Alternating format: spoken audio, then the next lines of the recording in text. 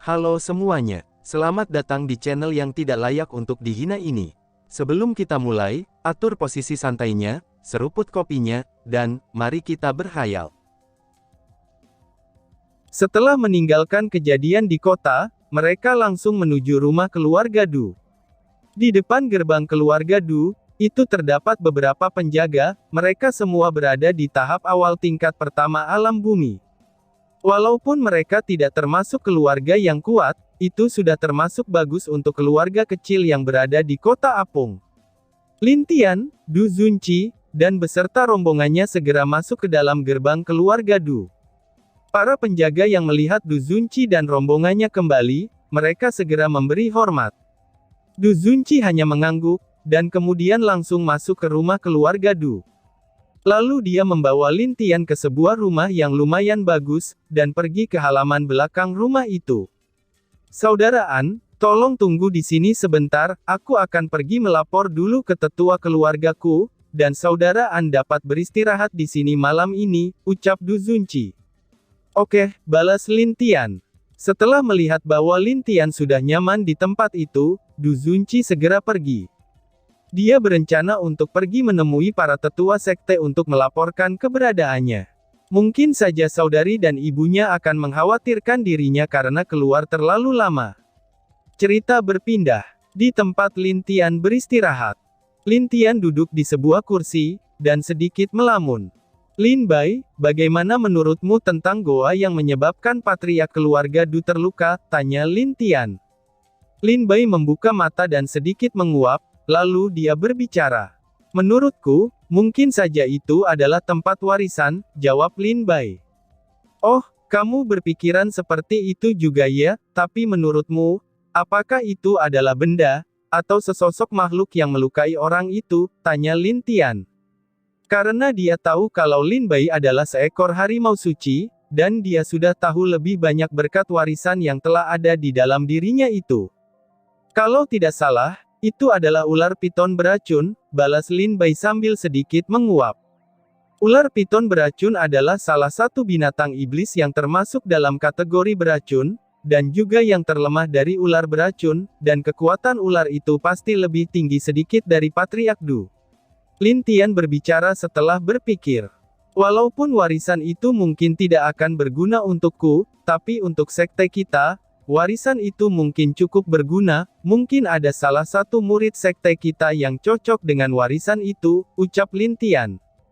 Terserah kakak sajalah, yang penting aku bisa tidur, balas Lin Bai sebelum dia tertidur lagi. Baiklah, sudah aku putuskan, ucap Lin Tian.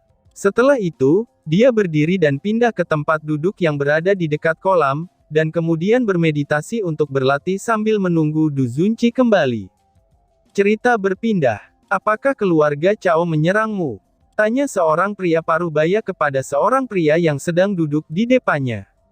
Iya paman, aku sendiri juga tidak tahu, mereka bisa mengetahuinya dari mana, tapi mungkin saja, ada pengkhianat di keluarga kita, jawab Du Zunci. Dan orang yang dipanggil paman oleh Du Zunci, adalah adik dari ayahnya yang bernama Du Kong.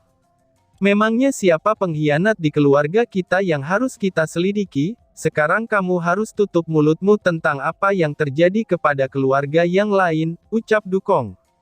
Iya paman, balas Du Zunci. Dan soal pemuda yang bisa menyembuhkan kakakku, jika pemuda itu bisa, maka biarkan saja dia melihat ayahmu, jika ayahmu bisa sembuh, itu akan sangat bagus. Ucap Du Kong. Baiklah paman, aku akan menemui dia, dan kemudian berbicara kepadanya, balas Du Zunci. Oh iya, kakakmu sudah kembali dari sekte pedang, dia mencarimu kemana-mana setelah pulang, bahkan aku yang telah membesarkannya, tidak dipedulikan oleh dirinya, ucap Du Kong. Du Kong memberitahu Du Zunci dengan sedikit mengeluh.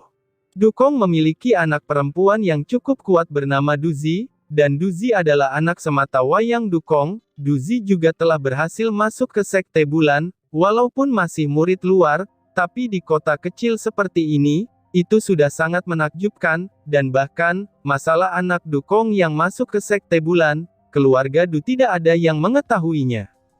Yang mengetahuinya hanyalah Du Zunci, Du Yun, dan paman Du Kong, mereka semua merahasiakan dari keluarga lain, itu agar mereka bisa menyelamatkan Duzi dari bahaya. Karena mereka yakin bahwa, jika keluarga lain mengetahuinya, Duzi sudah pasti akan menjadi daftar pembunuhan, apalagi oleh keluarga Cao. Baiklah, pergi dan temui kakakmu dulu, setelah itu, barulah bawa anak yang bernama An itu ke tempat ayahmu, ucap Dukong. Baiklah paman, balas Du Zunci. Setelah Du Zunci pergi, Dukong tampaknya telah menghela nafas dalam-dalam. Keponakan, andaikan kamu pergi keluar dan mendapatkan pengalaman seperti kakakmu, aku dan ayahmu pasti akan menjadi lebih tenang, gumam Dukong yang merasa sedih dengan keponakannya itu. Karena dulu keponakannya itu sangat ingin masuk ke dalam sekte, tetapi gagal karena saat dia akan berangkat dengan kakaknya, ayah yang dia sayangi terluka parah setelah kembali dari luar, dan sejak itu, dia mencoba mencari cara untuk menyembuhkan ayahnya, dan kemudian berjuang untuk mencari obat kemana-mana. Kakak, semoga anak kecil itu bisa menyembuhkanmu. Dengan begitu, si kecil Zunci bisa berlatih di sekte dengan aman, gumam Dukong tanpa daya. Lalu, dia pergi menghilang dari ruangan itu, dan kembali ke tempat tinggalnya. Di sebuah taman, itu terdapat dua wanita cantik yang sedang duduk, dan mereka terlihat sedang membicarakan sesuatu. Lalu Du Zunci yang melihat salah satu wanita itu, tampaknya dia sangat mengenalnya. Dia adalah kakak Du Zunci yang bernama Duzi. Kakak perempuan, teriak Du Zunci sambil melambai-lambaikan tangannya kepada kakaknya. Mendengar teriakan dari arah belakang, itu membuat dua wanita tadi menoleh. Salah satu wanita cantik berpakaian merah yang sedikit menggoda, itu tersenyum kepada Du Zunci sambil berdiri dari tempat duduknya. Adik laki-laki, ucap Duzi. Bagaimana kabar kakak? Tanya Du Zunci sambil mendekat, dan kemudian memeluk kakaknya itu. Aku baik-baik saja, apakah kamu keluar lagi dari rumah dan mencari obat untuk paman? Tanya Duzi sambil mengerutkan keningnya. Iya kak, jawab Du Zunci dengan agak malu. Kenapa kamu tidak berlatih, dan bahkan kamu menghilangkan kesempatan untuk berlatih di sekte? Tanya Duzi. Dia sebenarnya tahu, itu dilakukannya demi paman pertamanya, adik laki-lakinya ini rela melepaskan kesempatan untuk masuk ke dalam sekte tingkat 1, itu dia lakukan hanya demi menyembuhkan ayahnya. Padahal, jika dia ikut dalam tes tersebut, dia pasti bisa terpilih di antara sekte tingkat 1 itu. Maaf kak, balas Du Zunci sambil menundukkan kepalanya. Sudahlah, oh iya, ini adalah saudari kakak dari sekte, namanya adalah Li Rong, ucap Duzi sambil memperkenalkan perempuan di sampingnya.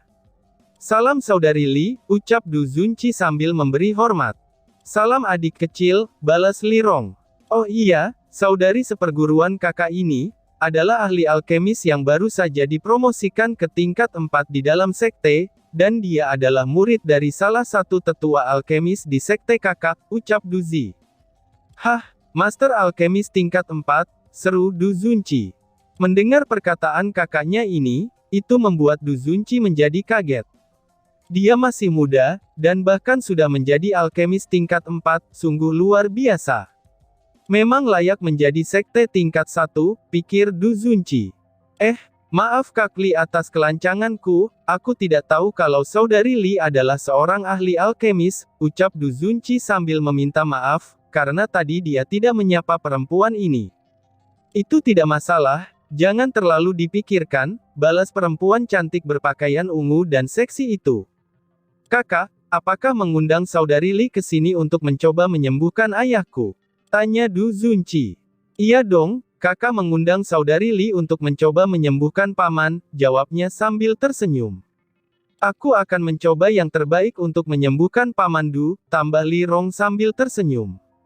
Di dalam sekte, dia adalah seorang ahli alkemis yang jenius. Karena dia baru berumur 17 tahun, tapi sudah menjadi alkemis master tingkat 4. Dia juga merupakan murid salah satu tetua dari sekte bulan, dan dia bersama Duzi memiliki pertemanan yang cukup mendalam. Jadi, mendengar paman Duzi sedang sakit karena terkena racun, dia akhirnya berinisiatif ingin membantunya sebagai teman. Terima kasih saudari Li, tapi, ucap Du Zunci dengan agak canggung, karena dia telah mengundang Lin Tian ke sini untuk memeriksa penyakit ayahnya. Tetapi dia juga tidak menyangka bahwa, kalau kakaknya akan membawa seorang master alkemis muda ke sini. Tapi kenapa? Tanya Duzi dengan sedikit bingung. Anu kak, waktu aku di jalan mau kembali ke sini, aku juga bertemu dengan seorang master alkemis, jadi, aku juga mengundangnya untuk mencoba menyembuhkan ayahku, jawab Du Zunci kepada kakaknya. Oh, kalau aku boleh tahu, siapa orang itu, dan apa tingkat alkemisnya, tanya Duzi.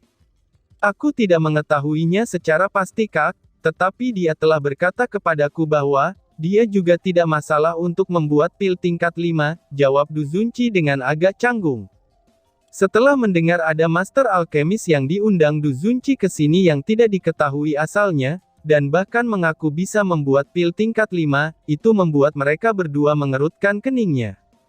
Mereka saling memandang, dan kemudian berpikiran yang tidak-tidak terhadap Lin Tian. Oh, memangnya siapa namanya? Tanya Duzi.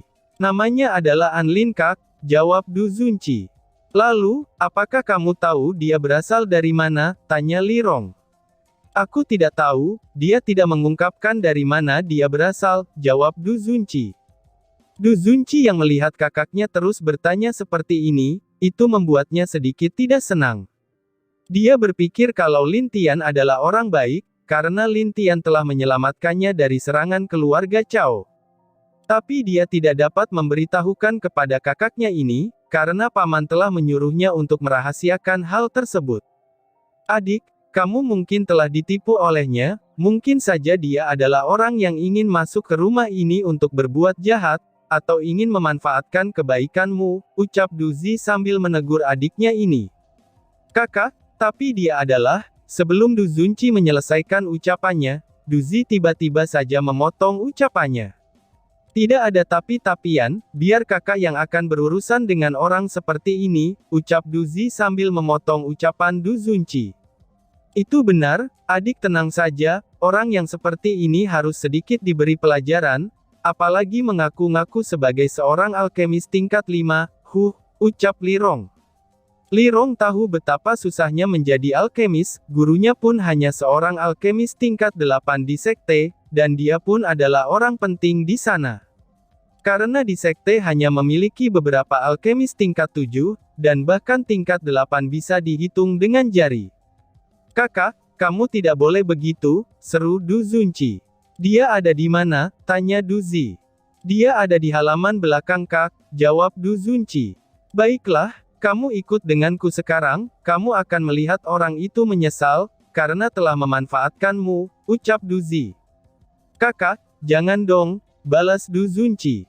Aku ikut saudari Du, ucap Lirong. Baiklah, terima kasih saudari Li, balas Duzi. Lalu, dua wanita itu bergegas pergi dan meninggalkan Du Zunci seorang diri, dia tampaknya termenung, karena kakaknya tidak mau mendengar ucapannya. Aduh, gimana ini, kakak tidak akan mungkin bisa melawan Anlin. Oh tidak, gumam Du Zunci dengan panik. Akhirnya setelah beberapa saat, Du Zunci segera tersadar, dan kemudian menyusul kedua wanita itu. Semoga saja kakak tidak melakukan hal-hal yang menyinggung saudaraan, ucap Du Zunci di dalam hatinya, sambil mengejar kedua wanita itu.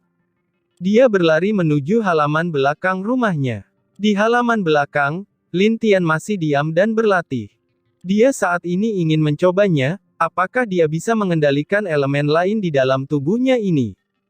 Dia sudah dapat mengendalikan elemen petir dan pelahap, tetapi untuk elemen spasial, api, bumi, yin dan yang, atau kehidupan dan kematian, dan kegelapan, itu semua sudah bisa dikendalikan sedikit oleh Lin Tian.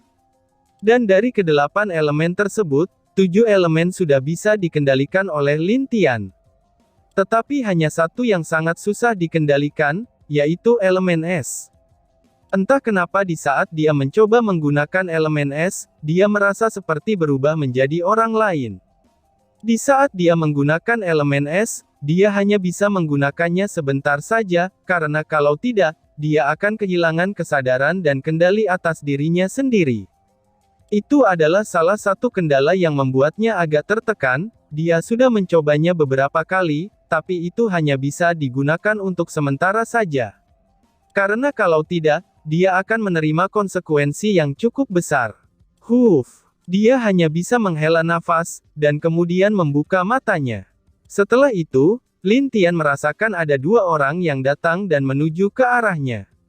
Lin Tian merasakan tidak ada aura dari Du Zunqi, dan keduanya merupakan seorang gadis. Setelah ragu-ragu sedikit, ia kemudian mencoba untuk mengintai siapa dua orang tersebut. Benar saja, setelah memastikannya, dua orang itu bukanlah Du Zunqi, dan juga bukan orang-orang yang bersamanya tadi siang. Setelah beberapa saat, dua wanita itu tiba di halaman belakang. Ketika mereka berdua melihat Lin Tian, mereka berdua sedikit terkejut. Karena mereka berdua berpikir bahwa, orang tersebut adalah orang tua yang sombong dan tak tahu malu. Tetapi setelah melihat pemuda yang ada di depannya ini, pemuda itu tampak tegas, tenang, dan wajahnya juga agak tampan. Mereka pun langsung terkejut. Ada urusan apa nona-nona sekalian datang ke sini? Tanya Lin Tian sambil tersenyum ke arah mereka. Mendengar pertanyaan itu, mereka kembali sadar, dan kemudian menjawab pertanyaannya. Tidak ada, aku hanya ingin melihat orang seperti apa yang telah dibawa oleh adikku, jawab Du Zi. Wah, memangnya aku ini seperti apa? Tanya Lin Tian. Aku belum dapat memastikannya, apakah kamu yang bernama An Lin? Tanya Du Zi.